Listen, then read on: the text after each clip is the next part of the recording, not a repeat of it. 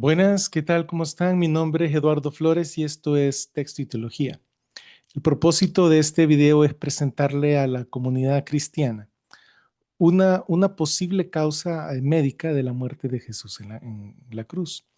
Es una causa que no ha sido investigada a profundidad. Entonces, en este video quisiera presentarles como posible causa de la muerte de Jesús una parada cardíaca producida por estimulación de reflejo oculocardíaco, producido por una fractura del piso de la órbita de cualquiera de los dos ojos, pero solo un ojo, con atrapamiento del recto inferior. Ahora, este, este es el nombre técnico de la causa, ¿verdad? Pero básicamente la causa sería un golpe a uno de los ojos que produjo una fractura no visible, sino en la parte de adentro, una fractura en el piso de la órbita.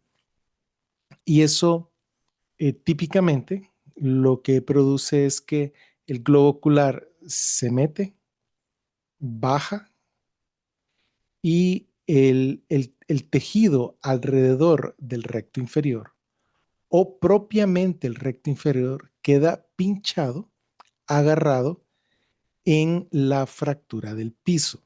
Es decir, hay un golpe directo que no golpea la parte superior de la órbita, tampoco golpea la parte inferior de la órbita, sino que el objeto que golpea el ojo es, es más pequeño que este espacio.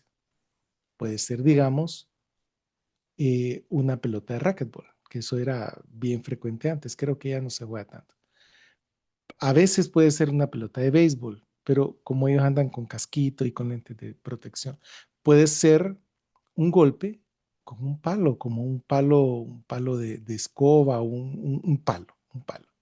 Pero tiene que ser un objeto más pequeño que esto, usualmente un objeto así.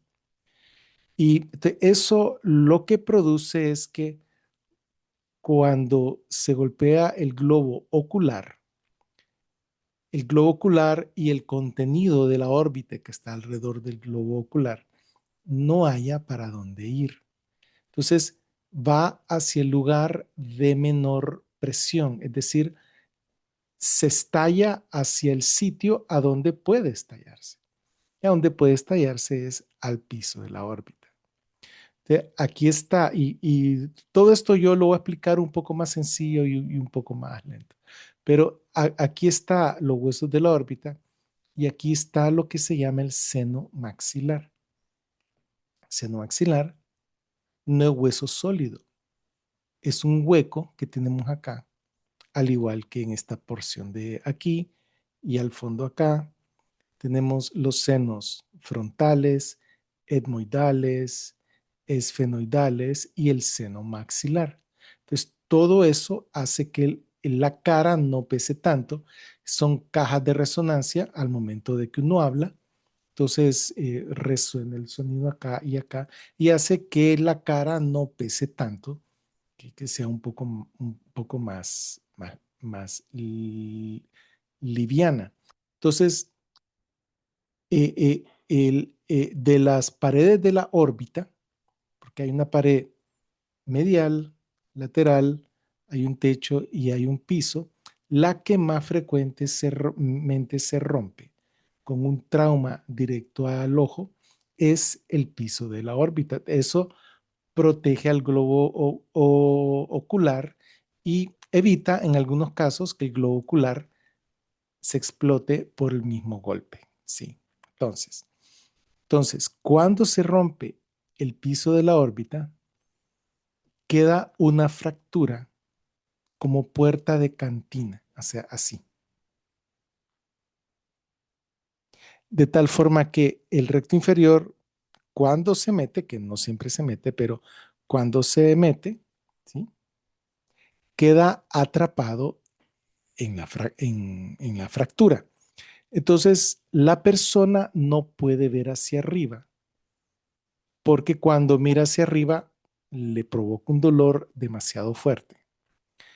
Y cuando mira hacia arriba, entonces se estimula un reflejo vasovagal, que así está armado el cuerpo de esa forma, el ojo está conectado con el corazón. De tal forma que si alguien jala un músculo extraocular, como el recto inferior, como en este caso, eh, entonces el latido del corazón baja, lo que se llama bradicardia. Y se ha reportado en la literatura que en algunos casos puede bajar abajo de 40, incluso abajo de 25. Y en algunos casos, como ya vamos a ver, puede caer el corazón en parada. Es decir, ocurre una parada cardíaca. Entonces, claro, eso no es en todos los casos, sino son casos extremos. Ahora, como oftalmólogo, yo, yo trabajo en una emergencia en el sector público. Entonces, he estado trabajando en la emergencia de cirugía, particularmente en oftalmología, viendo casos de oftalmología de trauma todas las semanas. Y tengo unos 20, 21 años de trabajar ahí.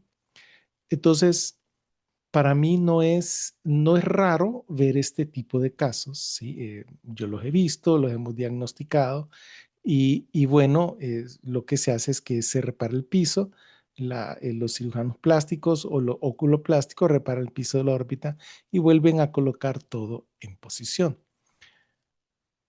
Pero de por mientras existe la posibilidad de que el paciente tenga bradicardia, mareos, sensación de vómito, debilidad, visión doble, debido a que el recto inferior está pinchado en la fractura del piso de la órbita. Entonces,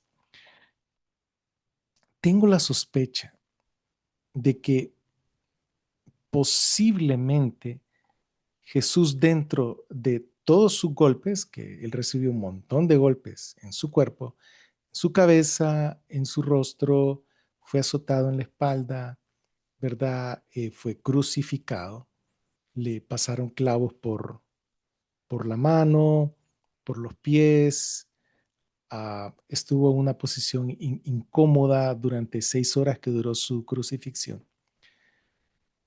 Entonces, me parece que existe la posibilidad de una parada cardíaca por causa de este tipo de fractura que estimuló a que el corazón entrara a una bradicardia. Y recordemos que Jesús ya en sus últimos momentos en la cruz, cuando él dijo, tengo sed, que fue una de las 7 cosas que dijo en la cruz, eso lo dijo justo unos minutos antes de entregar su espíritu.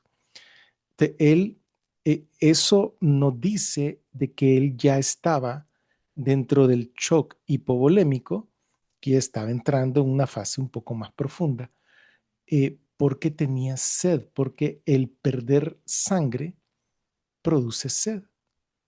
Entonces, él dijo, tengo sed, le dieron un poco de vinagre, él se humedeció la boca con el vinagre y dijo las últimas 2 frases que ya las vamos a ver, y entonces él entregó su espíritu. Entonces, estamos hablando de una persona, aunque pues no jovencita, pero entre 30 y 35 años, una persona saludable, pero que acaba de ser apaleada, golpeada en la cabeza, golpeada en el rostro, flagelado, ¿verdad? Perdió mucha, mucha sangre, pero llegó a estar consciente hasta el final de su vida. Es decir, en la cruz él estuvo consciente.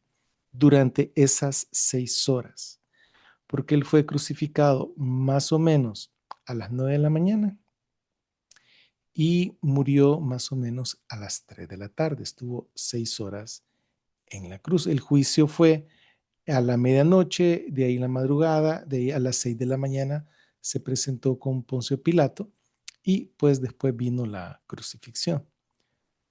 Entonces, ¿cómo una persona, un varón entero, saludable, murió en 6 horas?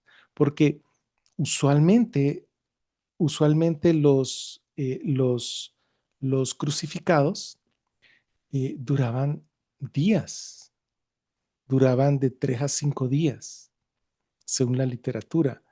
Era una muerte lenta, era una muerte asfixiante. Entonces, ellos para respirar tenían que subirse, tomar el respiro y las piernas se le cansaban y se descolgaban con los brazos estirados.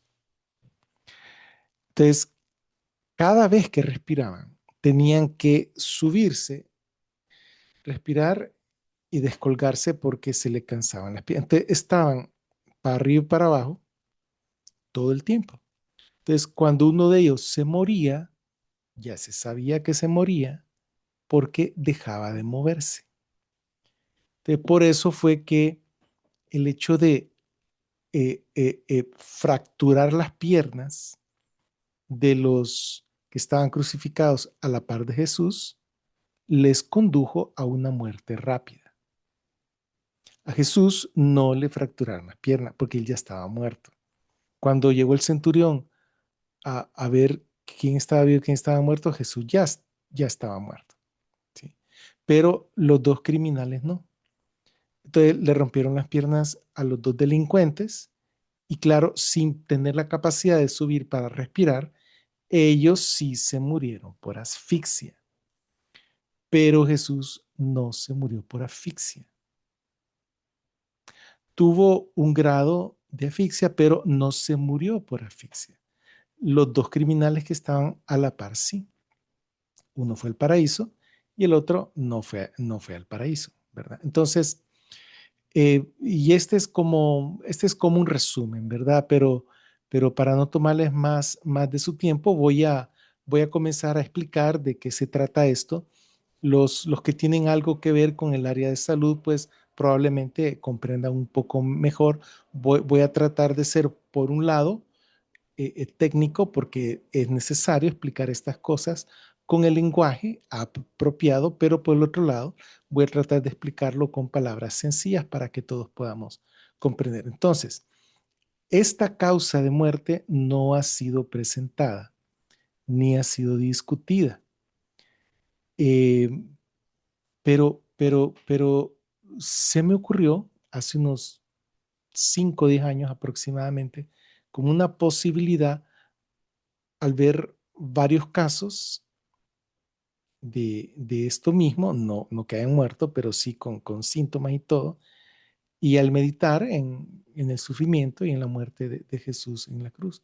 Así que los invito a que se queden.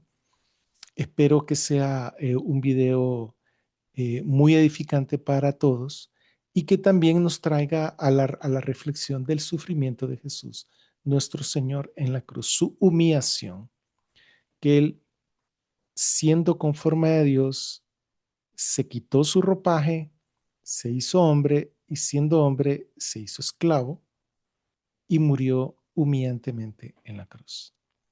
Pero por eso mismo Dios lo exaltó a una posición por encima de todo nombre, de tal forma que ante Jesús se va a doblar, ante el nombre de Jesús se va a doblar toda rodilla, tanto en los cielos como en la tierra. Así que les pido que me acompañen y vamos a entrar en este tema muy, pero muy emocionante.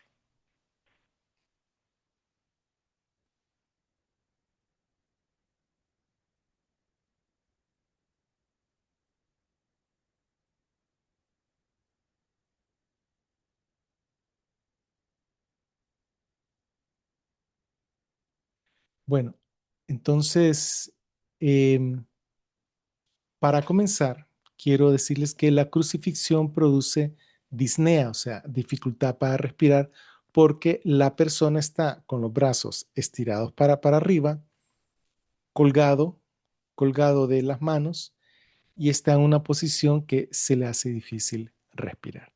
Produce también hipercapnia, eso es aumento del dióxido de carbono en la sangre, porque cuando uno respira, uno mete oxígeno y cuando uno exhala, uno saca dióxido de carbono.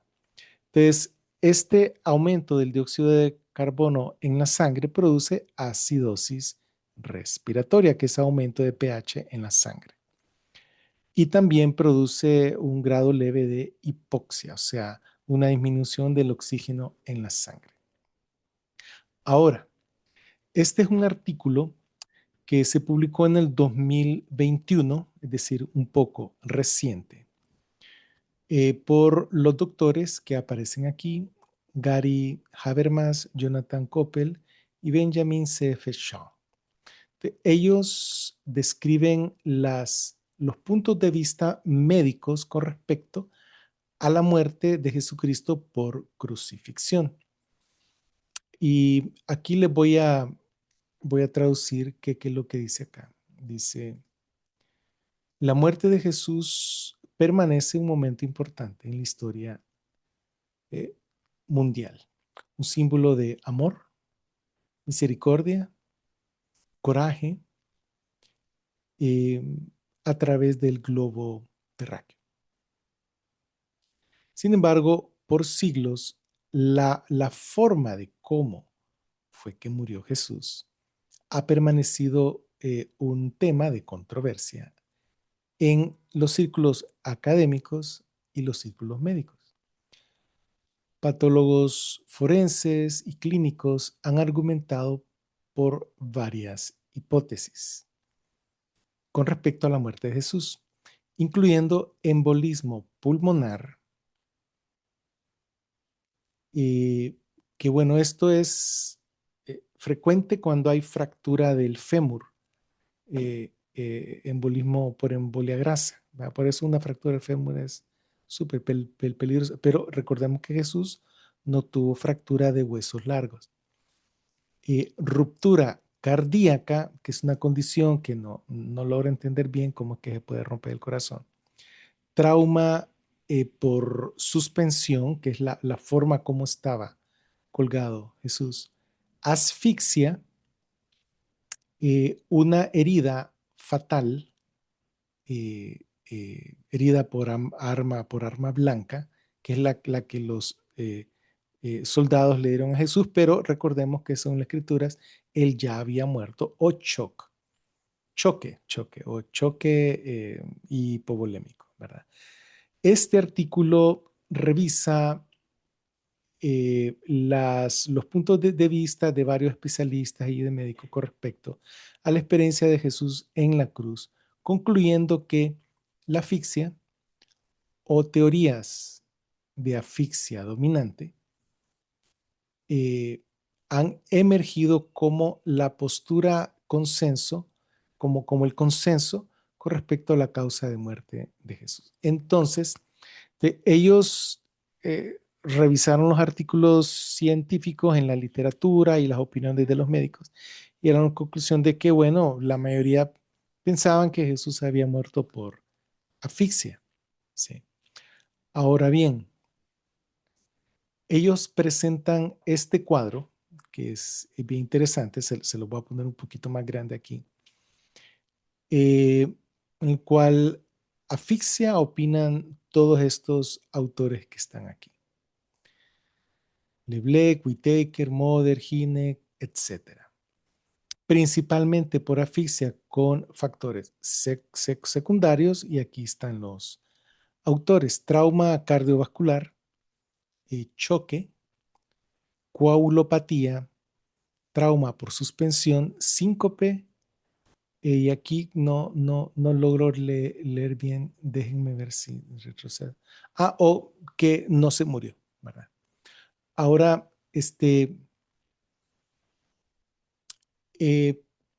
pero les repito, la crucifixión produce disnea, hipercapnia, acidosis respiratoria e hipoxia. Pero la pregunta es si murió por eso, es decir, por asfixia, o si murió por alguna otra causa.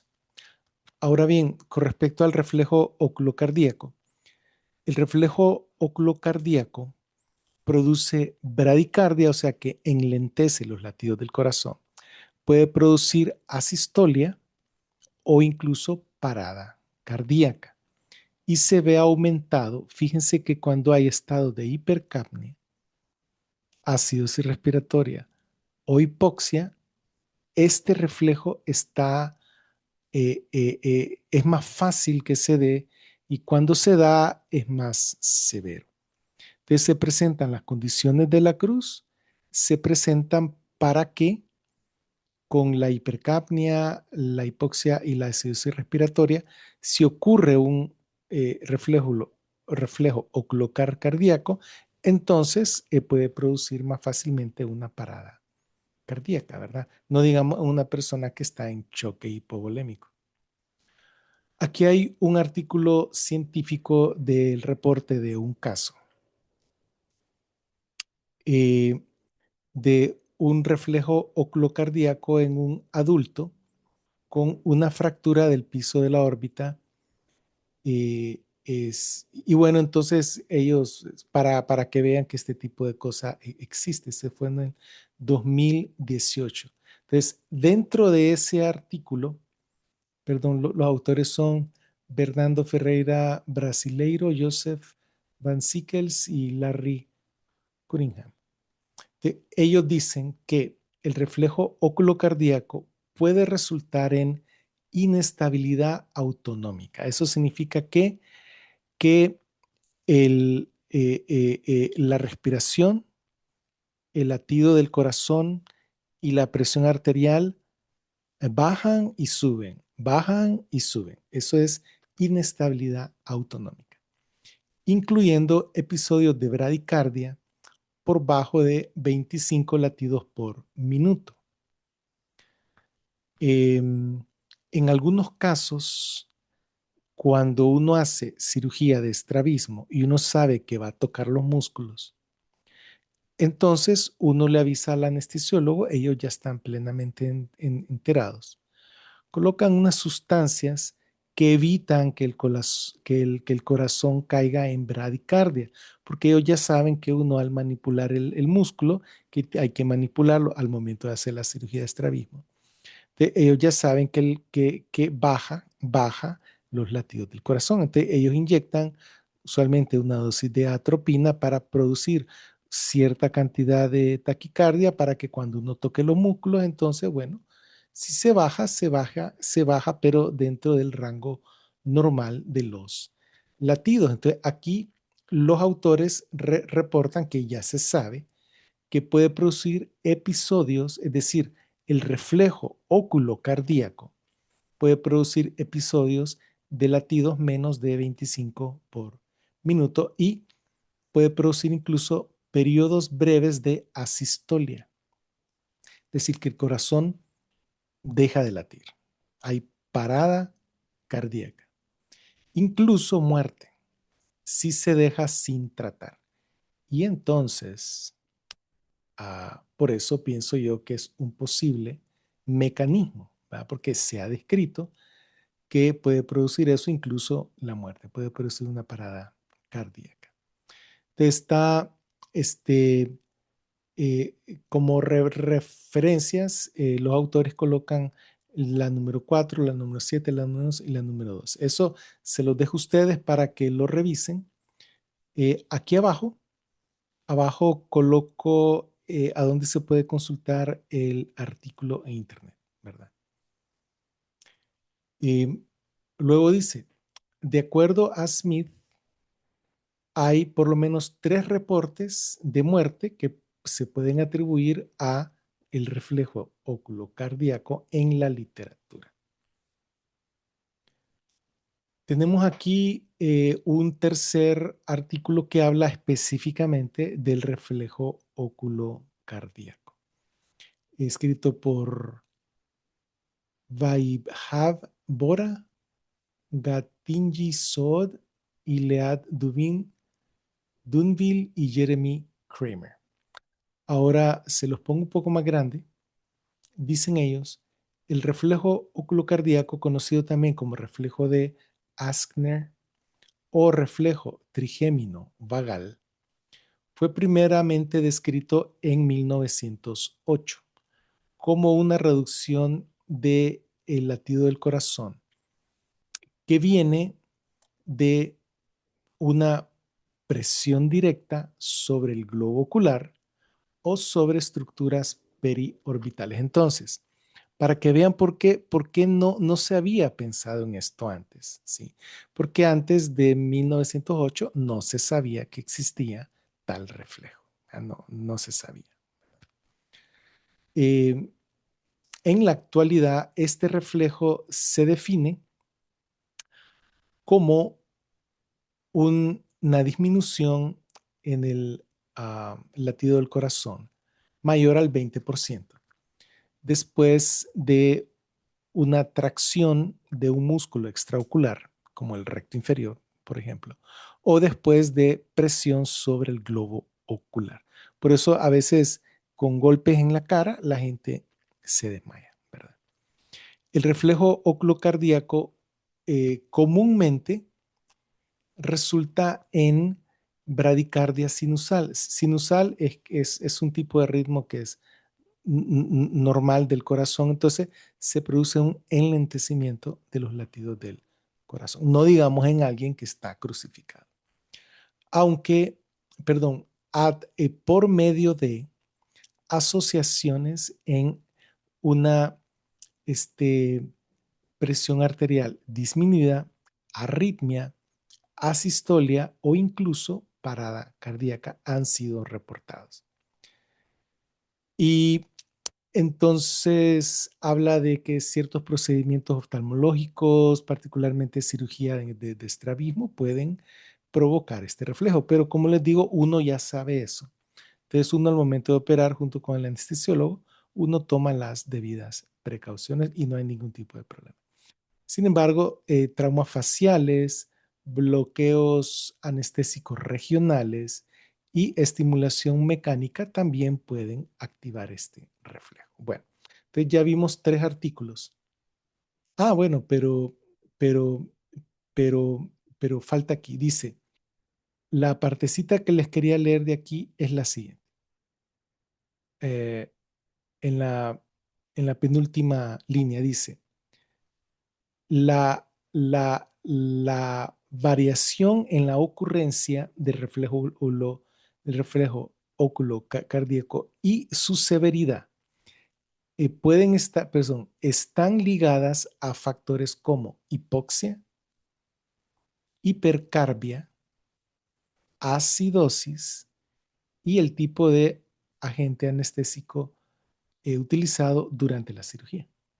Entonces, ven cómo se va entrelazando todo a nivel de posibilidad. Esto no se puede comprobar.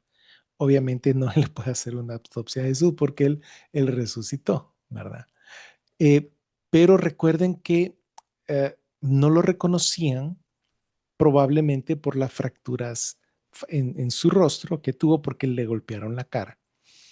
Y también recuerden que en Isaías, al final del 52 y todo el capítulo 53, habla de cómo fue desfigurado su rostro también. Pero este asunto de la hipoxia, hipercarbia y la acidosis eh, era típico, era común que ocurriera en caso de crucifixión. Entonces, como ven, una cosita está ligada a la otra, ¿verdad? Vamos a seguir. El reflejo oculocardíaco se puede producir cuando el músculo recto inferior se pincha en una fractura en puerta de cantina, que en inglés se llama blowout fracture. Blowout fracture. En caso de trauma directo al globo ocular con estallamiento del piso de la órbita y el paciente mueve los ojos. Entonces, ocurre la fractura del piso y cuando el paciente quiere mover los ojos, ahí ocurre el estímulo para el reflejo oculocardíaco. Entonces, tenemos que este es el espacio de la órbita que tiene un techo, pared medial, pared lateral y tiene un piso que resulta ser el techo del seno maxilar y esto está vacío porque aquí lo que hay es aire. Aquí va un ojo, aquí va el otro ojo. Y entonces aquí vemos el caso de este joven, es un caso de la vida real, no es un paciente mío, pero si ustedes ven aquí, la ceja superior no tiene morete, no tiene golpe, no está hinchado. Aquí abajo lo que tiene es un poco de morado por el sangrado de acá, pero tampoco está hinchado. Entonces aquí el golpe fue directo al globo ocular. Podemos ver en la tomografía y el sección coronal, vemos como aquí está la fractura, ¿sí? Del piso que correspondería con esto. Y aquí hay otro caso con otra fractura de piso. Como ven, está como en puerta de cantina. Aquí no hay atrapamiento de tejido o del recto inferior, pero puede haber. Entonces, cuando hay un golpe directo al globo ocular, que este hueso de arriba no lo detiene y este hueso de abajo tampoco lo detiene, sino que directamente va al globo ocular, esto ejerce presión hacia abajo y se fractura el piso y entonces el recto inferior queda atrapado en la fractura. Aquí se puede ver, digamos, con una pelota que es más pequeño que el espacio entre estos dos huesos. Entonces el golpe va directamente al ojo y hay atrapamiento del recto inferior. Pura clase de oftalmología. Lo siento, mi hermano, pero estas son cosas que existen, pues, que existen y ocurren todos los días y todas las semanas en todo el mundo hay este tipo de fractura por la violencia que existe en los países. Aquí vemos cómo, si bien el puño sí fue detenido, pero esta parte no fue detenido, sino que golpeó el ojo. Entonces ven cómo un puñetazo puede fracturar también el piso de la órbita y si hay atrapamiento del recto inferior, entonces hay un reflejo oculocardíaco. Entonces, aquí pueden ver también, no hay golpe en la ceja, aquí lo que hay es el morete y podemos ver que hay una fractura con atrapamiento de tejido, ¿verdad?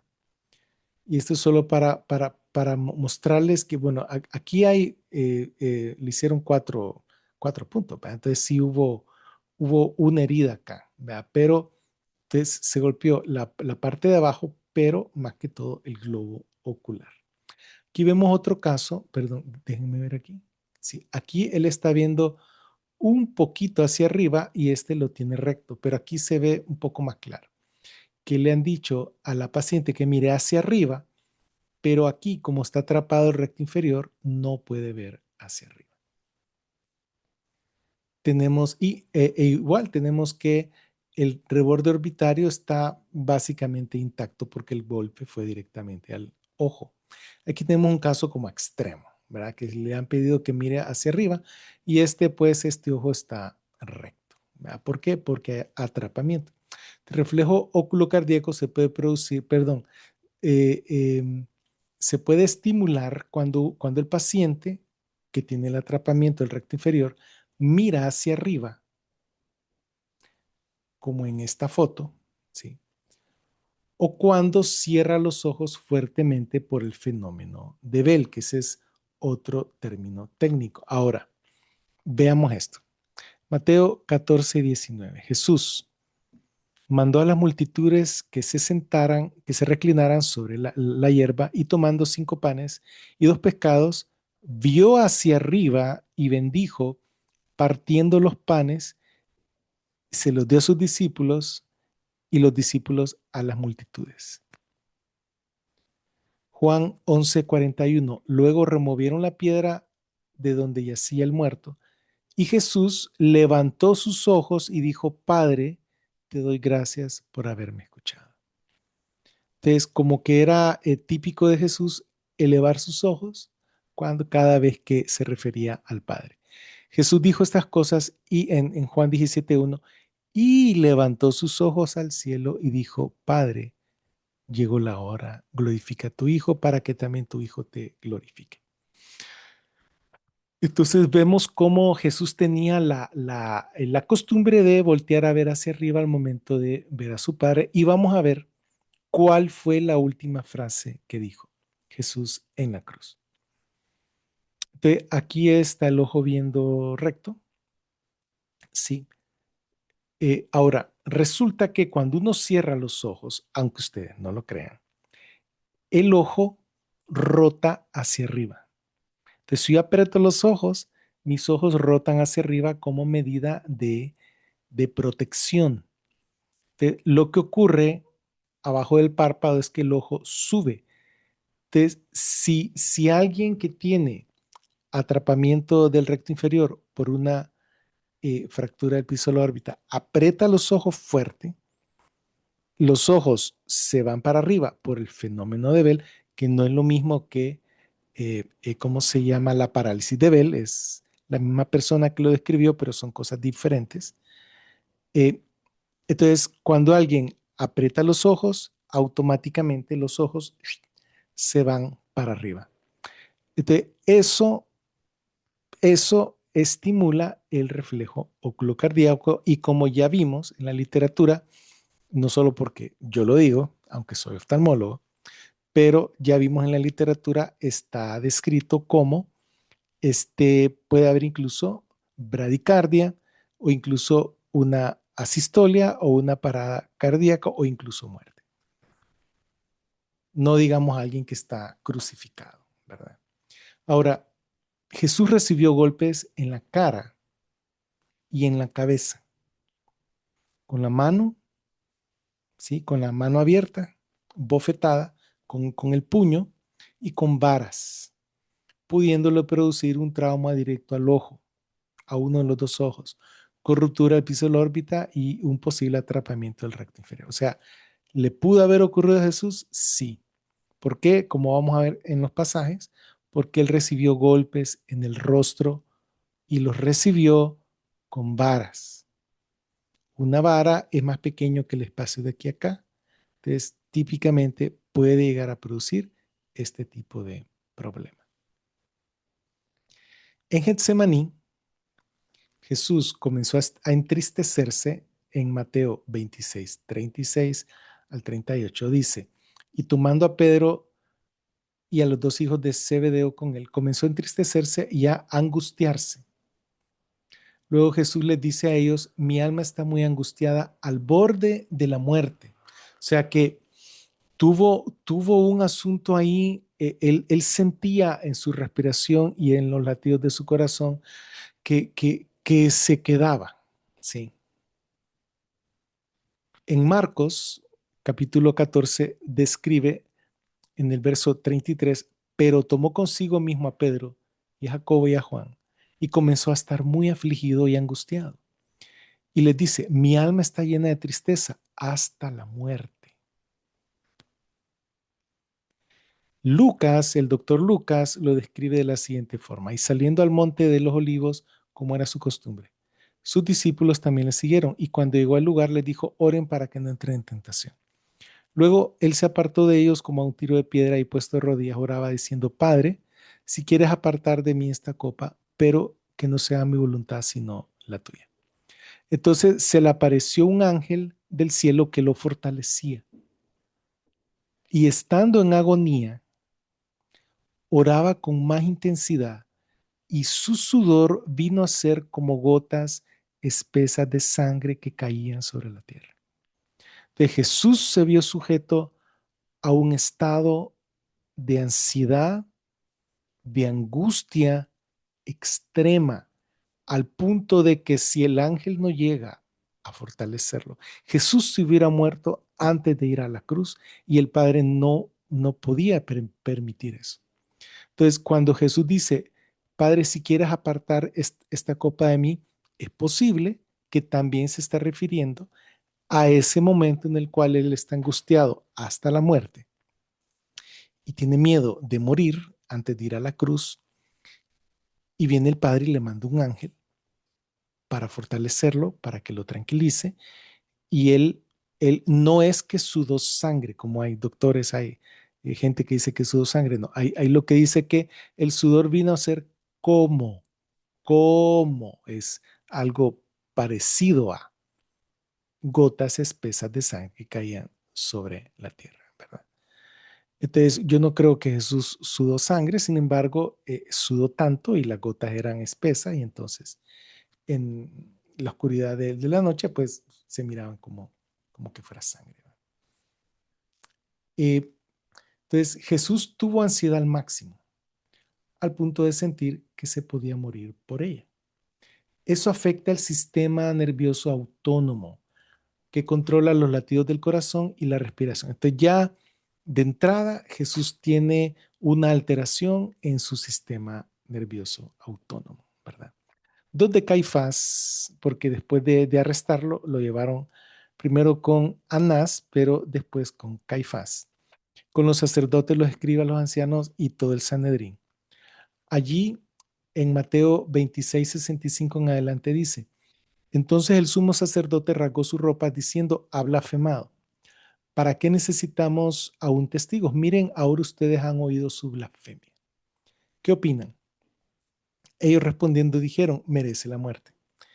Luego escupieron en su cara, lo golpearon y mientras que otros lo abofeteaban, diciendo, profetiza para nosotros, Mesías, ¿quién te ha golpeado? Pero lo golpeaban y lo abofeteaban, ¿verdad? En Marcos dice la misma ocasión, entonces el sumo sacerdote rasgó sus ropas y dijo, ¿qué más necesidad tenemos de testigos? Ustedes oyeron la blasfemia, ¿qué les parece? Y todos ellos le juzgaron digno de muerte. Y algunos comenzaron a escupirle y a cubrir su cara y a darle puñetazos y decirle profetiza, y los oficiales le lanzaban golpes. Sí. Y Lucas 22:63 en adelante dice, y los hombres que custodiaban a Jesús comenzaron a burlarse de él y lo golpearon severamente. Y habiéndole vendado los ojos, que es cuando dice Marcos que le taparon la cara, habiéndole vendado los ojos, le golpeaban ¿dónde? Su rostro. Y le preguntaban diciendo, profetiza quién es el que te golpeó. Y le decían muchas otras cosas ofensivas. Que claro, Lucas no podía escribir ahí malas palabras y cosas así. Pero, pero sí dice claramente, y en el griego pueden ir a revisar esto ustedes. Ahí la palabra es rostro, cara. Entonces, Jesús recibió golpes en el rostro, habiéndole vendado los ojos. Aquí en Juan 18:22 dice, pero tras decir estas cosas, uno de los oficiales que estaba parado ahí le dio una bofetada a Jesús diciendo, así contesta al sumo sacerdote. Jesús le respondió, si hablé mal, señala lo malo, pero si bien, ¿por qué me golpea fuerte? Entonces, donde Caifás, a Jesús le vendaron los ojos y le golpearon el rostro con bofetadas y puñetazos. Luego, a donde Poncio Pilato, Mateo 27:26 dice, entonces le soltó a Barrabás, pero Jesús, después de azotarlo, lo entregó para ser crucificado. En Marcos 15:15, así que Pilato, queriendo complacer a la multitud, le soltó a Barrabás y entregó a Jesús después de flagelarlo para que fuera crucificado. Entonces Jesús fue flagelado y fue azotado a la manera de Roma. O sea, los judíos permitían hasta 40 flagelazos, eh, pero los romanos no tenían esa regla, ¿verdad? En el pretorio fue otro asunto. En el aquí en el pretorio fue a donde le pusieron una corona de espinas, según Mateo 27:29. Entretejieron una corona de espinas bien grandes. Se la pusieron sobre su cabeza y una vara en su mano derecha. Y arrodillándose delante de él, se burlaban de él, diciendo, salve, rey de los judíos. Y escupiendo en él, tomaron la vara y golpearon repetidamente su cabeza. De aquí se podría, uno de esos golpes fácilmente pudo haber venido y dado en uno de sus ojos. ¿Cómo sabemos que solo uno fue el del golpe? Según la teoría, porque el otro tenía que tener lo bueno, porque con el otro, estando crucificado, vio a su mamá, vio al discípulo amado, o sea, con el otro, él, por lo menos, él miraba bien con uno de los ojos, ¿verdad? Ahora, en Marcos 15:16 también describe la corona de espinas y que lo golpeaban en la cabeza con una vara. Juan 19 también describe que lo azotaron, que los soldados entretejieron una corona de espinas, la pusieron sobre su cabeza y le daban bofetadas, ¿verdad? En Juan 19:16 dice, ahora aquí en el camino al sitio de crucifixión ocurre algo interesante que Juan dice en 19:16b en adelante. Así que tomaron a Jesús y lo llevaron y cargando su cruz salió hacia el lugar llamado la calavera, que en hebreo se llama Gólgota, donde lo crucificaron y a otros dos con él, uno a cada lado y Jesús en medio. Entonces, y cargando su cruz, o sea que Jesús comenzó a cargar su cruz, que no era la cruz completa, porque el palo vertical estaba en el sitio a donde iba a ser crucificado. Ellos, los que iban a ser crucificados, solo cargaban la parte del palo horizontal, así. Ellos cargaban la franja horizontal, no toda la cruz como se mira en las películas o en las pinturas, ¿verdad? Entonces Jesús comenzó a cargar su cruz, pero vean qué fue lo que ocurrió. Y cuando lo llevaban, o sea que ahí describe que Jesús llevaba la cruz, tomaron a un tal Simón de Cirene que venía al campo y le colocaron la cruz encima para que la llevara detrás de Jesús. Entonces, por alguna razón, Jesús no pudo cargar con ese palo pesado que pesaba, dicen, entre 100 y 200 libras. Eh, así que, pero si se fijan bien, Jesús venía caminando delante de Sirene, Simón de Sirene, que era el que le ayudó a cargar la cruz, y le seguía una gran multitud de pueblo, dice Lucas 23:27, incluyendo mujeres, las cuales también se golpeaban el pecho y se lamentaban por él. Así que Jesús se volvió a ellas y dijo, hijas de Jerusalén, no lloren por mí. Que Jesús estaba consciente, estaba orientado, pero no podía caminar para cargar la cruz. En Mateo 27:32 y en Marcos 15:21 también dice que pues Simón de Cirene fue obligado a cargar la cruz. Entonces, en el camino al sitio de crucifixión, Jesús comenzó a cargar la cruz, él mismo, pero no pudo, por alguna razón, ya les voy a decir por qué yo pienso. Entonces obligaron a Simón de Cirene a que la cargara, pero Jesús estaba consciente y orientado.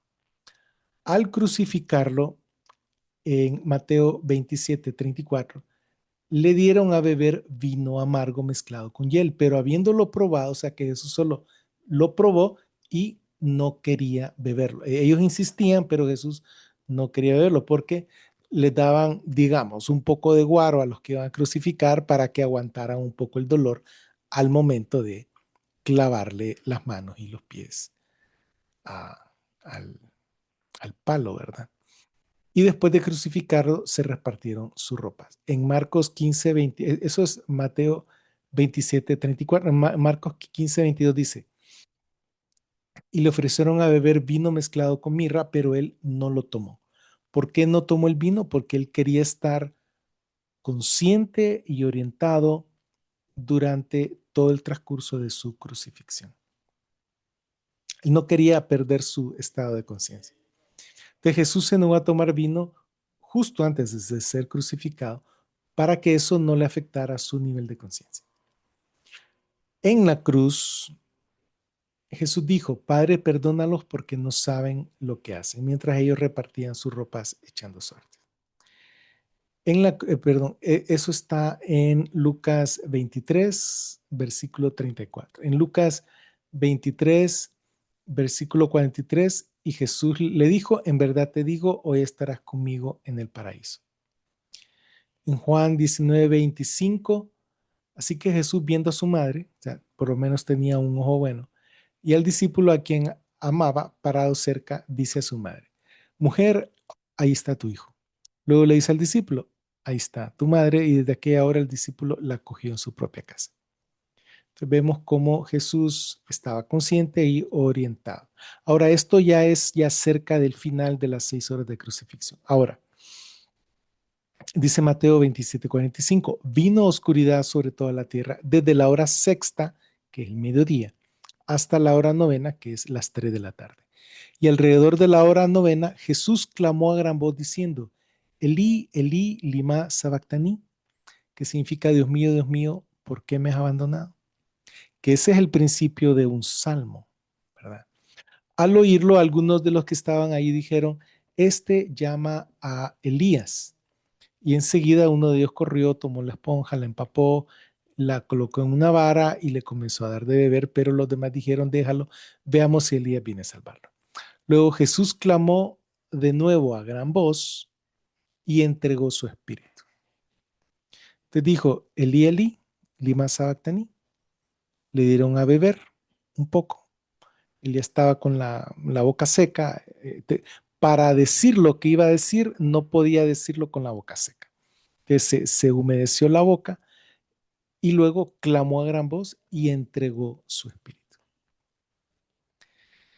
Entonces, ¿cómo lo hizo Jesús para morir justo en el momento adecuado? Sí. Alguien puede decir, no, pero eso es un milagro, Dios controla todas las cosas y es cierto. Pero si nos venimos al plano médico, es posible que Jesús, al pedirle al Padre que le perdonara porque no sabían lo que estaban haciendo, al ver hacia abajo, al estar en contacto con su Padre, ver hacia arriba, él tal vez comenzó a notar que el corazón se le hacía más lento. Y bueno, al final que dio un grito fuerte, que les digo, apretar los ojos fuertes, provoca el fenómeno de Bell, y si alguien tiene atrapado el recto inferior, eso induce al reflejo oculocardíaco con un dolor intenso. Que posiblemente esta es una posibilidad, mis hermanos. No estoy diciendo que así es porque así es. Estoy hablando de una posibilidad que no se ha tomado en cuenta. Que tal vez Jesús, al ver que cada vez que apretaba los ojos o miraba para arriba, se enlentecía el corazón, en el momento adecuado lo hizo de una forma consistente durante varios segundos hasta que ocurrió la parada cardíaca y entregó su espíritu. Juan 19:28 dice, después de esto, sabiendo que ya todo estaba cumplido, o sea, él estaba consciente. Entonces no pudo haber muerto por asfixia, porque alguien que está asfixiado, o sea, no. Además, los otros dos no estaban asfixiados. Los otros dos que estaban crucificados a la par de él no estaban asfixiados. Les tuvieron que romper las piernas para que se asfixiaran. Entonces Jesús no estaba asfixiado porque las piernas le servían. Entonces Jesús dice, tengo sed, para que se cumpla la escritura. Y bien, ahí había una vasija llena de vinagre, así que ellos, habiendo empapado una esponja de vinagre y habiéndola colocado sobre un hisopo, se la pusieron en la boca. Entonces él la saboreó, se humidificó un poco ahí como pudo. Entonces, cuando recibió el vinagre, Jesús dijo, consumado es. E inclinando su cabeza, entregó el espíritu. Consumado es, ¿por qué? Porque él ya había hecho su obra en la cruz, ya había derramado su sangre para el perdón de los pecados de toda la humanidad, de tal forma que todo aquel que en él cree tiene el perdón de sus pecados, el perdón eterno de todos sus pecados completos, pasados, presentes y futuros, y tiene la vida eterna. E inclinando su cabeza, entregó el espíritu. En Lucas 23:44 dice, y era como la hora sexta. Y más adelante dice, y hubo oscuridad sobre toda la tierra hasta la hora novena, tipo 3 de la tarde, como les decía. Sí, dice, en un paréntesis, sí, el sol fue oscurecido, además el velo del templo fue rasgado por en medio, pero eso ocurrió después de que Jesús murió, no antes. ¿Verdad? Luego, por eso digo que es parentético. Luego, después de dar un fuerte grito, él no se estaba asfixiando, él tenía aire en los pulmones. Después de dar un fuerte grito, Jesús dijo, Padre, Padre. Entonces, los otros evangelios dicen que Jesús gritó y después entregó su espíritu, pero hubo algo que él dijo justo antes de morir, que Jesús dio un fuerte grito y dijo, Padre, en tus manos encomiendo o encomendaré mi espíritu, que es una cita bíblica del Antiguo Testamento. Padre, en tus manos y cada vez que él decía Padre, él elevaba sus ojos al cielo. Y habiendo dicho estas cosas, exhaló su espíritu. Entró en parada y Jesús estuvo consciente en la cruz hasta el final antes de entregar su espíritu. Antes de gritar consumado es, tomó un poco de vinagre porque tenía la boca seca. Y después dijo, Padre, en tus manos entrego mi espíritu. Post-mortem, y ahí, disculpen el término técnico, o sea, ya muerto. En Marcos 15:42 dice, y habiendo llegado ya la noche, siendo el día de la preparación, que es el día antes del sábado, José de Arimatea, un prominente miembro del Sanedrín que también esperaba el reino de Dios, vino y entró osadamente ante Pilato y pidió el cuerpo de Jesús. Pero Pilato se sorprendió que ya hubiera muerto. ¿Por qué ocurre esto? Porque duraban 3 o 5 días, hasta una semana, incluso hubieron casos que duraron como 2 semanas. Y llamando al centurión, le preguntó si ya había muerto. Y a la confirmación del centurión le concedió el cuerpo a José. De Jesús, que murió, murió. No fue como una simulación de muerte, ¿va? O que fue otra persona la que murió y no fue Jesús. Eso no es correcto. Juan 19:31 dice, entonces, ya que era el día de la preparación para que los cuerpos no se quedaran en la cruz en el sábado, porque aquel sábado era un día solemne, los judíos pidieron a Pilato que les quebraran las piernas y que los retiraran. ¿Por qué?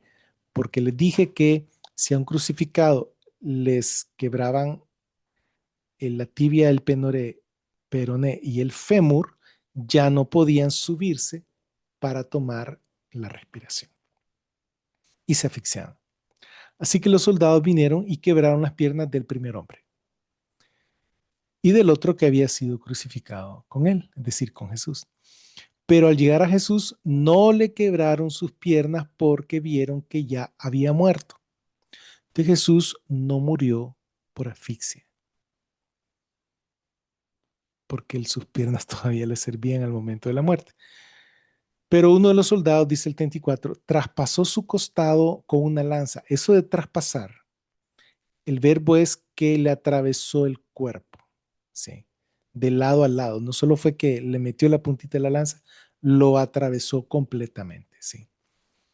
En un costado, ¿verdad? E inmediatamente salió sangre y agua, ¿verdad? Y el que vio ha dado testimonio y su testimonio es verdadero, dice Juan, sí, él sabe que está diciendo la verdad, para que ustedes crean, porque estas cosas sucedieron para que cumpliera la escritura, ningún hueso, y esto se refiere a los huesos largos, como el húmero, el fémur, ¿verdad?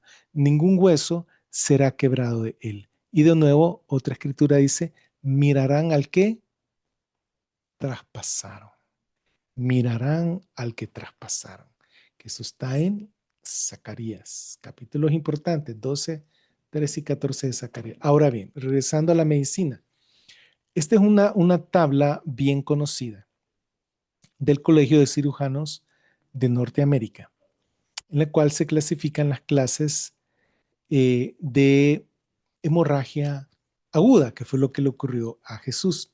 De aquí sale el shock, el choque tipo 1, 2, 3 y 4.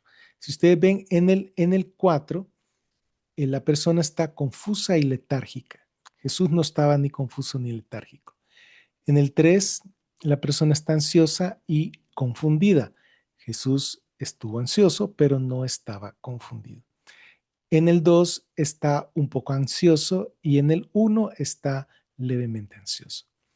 Entonces, yo considero como médico que Jesús tuvo un choque y se puede clasificar como grado 2, con una pérdida de un 15 a un 30% de la sangre total, que usualmente son 5 a 6 litros, lo que los adultos, varones adultos tenemos. Y bueno, probablemente él perdió un 15 a un 30%, pero él, debido a que él no estaba ni confuso ni letárgico, podemos clasificarlo acá. Esta es la misma tabla, pero en español. Aquí abajo también pueden ver de dónde la saqué. Y bueno, pues todo está levemente disminuido, pero el estado mental es de ansiedad, pero no es de confusión ni de letargo. Entonces, ¿qué cosas tuvo Jesús? Deprivación del sueño porque lo agarraron a la medianoche, lo arrestaron, ayuno, él desde ese momento no comió nada, taquicardia y taquipnea, estrés agudo severo, golpes en la cabeza, bofetadas, burlas y humillación, azote, flagelos, corona de espinas, golpes con varas, crucifixión, hipoxia, hipercapnia, acidosis respiratoria. Pero se clasifica un choque grado 2 en mi consideración porque no perdió la conciencia, ¿verdad? Durante el juicio estuve hablando con Pilato, estuve hablando con Caifás, durante el camino a la cruz, estuve hablando con las mujeres, no lloren por mí, ¿verdad? Lloren por ustedes mismas. Luego, al momento de ser crucificado, él dijo siete cosas, dio 7 declaraciones. De principio, cuando fue crucificado como a las 9 de la mañana, ya a las 3 de la tarde, justo antes de fallecer, él dijo, Padre, en tus manos encomendaré mi espíritu, ¿verdad? Entonces, él no perdió la conciencia, pero tuvo una muerte súbita, ¿verdad? Él tuvo golpes en la cabeza, golpes en el rostro, azote al estilo romano con la corona de espinas, pero interesantemente no pudo cargar su cruz, puede ser por la misma debilidad, por el azote y por el choque, ¿verdad? Pero estando en la cruz, sangró más de las heridas. Eh, Cuando ellos respiraban, los crucificados tenían que subir y bajar constantemente para respirar bien. Entonces se raspaban la espalda y más Jesús que ya tenía flagelada toda la espalda y no era un palo liso, era un palo rústico con la corteza dura y todo. Cada vez que Jesús subía y se bajaba, se raspaba más. De claro, él sangró y sangró y sangró más también antes de la cruz y durante estuvo crucificado, pero estuvo consciente todo el tiempo. No tuvo fracturas de huesos largos, lo cual descarta un embolismo. Dio un fuerte grito antes de morir, lo cual descarta por asfixia. O sea, él tenía aire en los pulmones. Quedó desfigurado al punto de que no le reconocían ya resucitado, que esto sale en Lucas, ¿verdad? Estuvo ansiedad al límite, tuvo un choque hipovolémico grado 2 con deshidratación. Y claro, la dificultad para respirar estando crucificado le produjo hipoxemia, hipercapnia, acidosis respiratoria. Y estas 4 cosas me dan a mí uh, para presentarles la siguiente hipótesis, que ya que le golpearon repetidamente el rostro con los ojos vendados, según Lucas 22:64, yo opino, como cirujano oftalmólogo, como un médico especialista, que posiblemente es una posibilidad que él tuvo una fractura en el piso de la órbita con atrapamiento muscular por un golpe a uno de sus globos oculares. Esto pudo haber producido visión doble que no le permitió caminar cargando la cruz todo el camino. Él quería cargar la cruz, claro, obvio, él venía a morir por el mundo, él le montaron el travesaño de la cruz, comenzó a caminar, pero ¿por qué no pudo? Pero sí pudo caminar por sí mismo el resto del camino. No pudo, posiblemente, si ocurrió esto, porque como vieron en la foto de los casos clínicos, un ojo queda arriba y el otro queda abajo, hay visión doble. Y la visión doble vertical es horrible, horrible. Entonces, no se puede calcular bien a dónde dar el paso en un terreno irregular, o bajar gradas o caminar hacia afuera en el campo. Entonces, muy probablemente no pudo cargar la cruz por la visión doble de la fractura del piso de la órbita con atrapamiento muscular. Y bueno, el reflejo oculocardíaco estimulado al ver hacia arriba y al cerrar sus ojos probablemente le produjo la parada cardíaca, ¿verdad? Esto sumado a que la hipoxia, la hipercapnia y la acidosis respiratoria predisponen a un estímulo más severo cuando hay cuando se produce un efecto del reflejo oculocardíaco. Entonces, vamos a ver algunas conclusiones acá y con esto voy a terminar y les agradezco mucho. Si les ha parecido bien este video o si les ha parecido estimulante, pueden compartirlo con otras personas. No se olviden de darle like para que el algoritmo de YouTube sepa que existe y que hay gente que lo está viendo y que le gusta para que otra gente también lo pueda ver. Conclusiones. Se ha considerado que Jesús murió en la cruz por asfixia sola o acompañada de otras causas, pero principalmente por asfixia. Sin embargo, su muerte fue súbita. Y antes de morir dijo varias frases, incluso gritó. Alguien que se está asfixiando no puede hablar fuerte y coherentemente, en mi opinión. También se ha tomado en cuenta el choque hipovolémico, producido por las heridas en la cabeza, que el cuero cabelludo sangra, que es un gusto. El rostro, que sangra bastante, si no vean los boxeadores. Espalda, manos y pies. Sin embargo, el hecho que mantuvo intacto su nivel de conciencia no nos permite clasificar el choque en grado 3 o 4. Que después del grado 4 es cuando ocurre la muerte. Entonces Jesús no cayó, definitivamente no cayó en un choque grado 4. Estaba entre 2 y 3. Pero si estaba en el 3, no tenía confusión. Él tenía tuvo claridad mental durante todo ese tiempo. Tuvo sed, lo que indica que estaba en choque, pero tuvo claridad de mente, ¿verdad? En mi opinión, estaba en choque grado. Entonces, ni la asfixia ni el choque fue lo que lo mató. Entonces, ¿qué fue lo que lo mató médicamente hablando? Entonces, yo propongo esta causa, que es una posible causa que no se ha considerado en la literatura. Es una parada cardíaca, es algo súbito, por un mecanismo del reflejo oculocardíaco. Lo que apoya esta hipótesis es que Jesús recibió golpes en el rostro, posible fractura del piso de la órbita con atrapamiento del recto inferior. 2. Terminó desfigurado su rostro. Otras posibles fracturas faciales. 3. No pudo caminar por mucho tramo para cargar la cruz, posiblemente por visión doble por fractura en el piso de la órbita con atrapamiento. 4. Nunca perdió la orientación, es decir, él sabía quién era él, a dónde estaba orientado en tiempo, en lugar y en persona. Él no dejó de estar orientado, ni su nivel de conciencia disminuyó durante todo el tiempo del juicio, justo antes de la cruz y las 6 horas que estuvo crucificado. Y 5, pudo controlar su momento de morir al ver hacia arriba, que era lo típico cuando él hablaba con su padre, él miraba para arriba. O al apretar los ojos, como cuando gritó, estimulando el fenómeno de Bell al momento de orar al Padre en la cruz, que lo último que dijo es, Padre, en tus manos encomendaré mi espíritu. Entonces, entonces así está la situación, ¿verdad?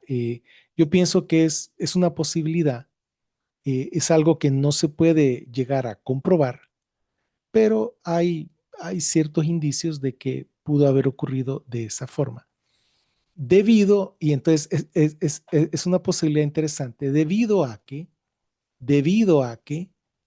no fue por asfixia, los otros dos murieron por asfixia, pero él no, porque él tenía bien sus piernas, y no es que él se dejó descolgado a morir asfixiado, porque eso hubiera tomado varios minutos, ¿sí?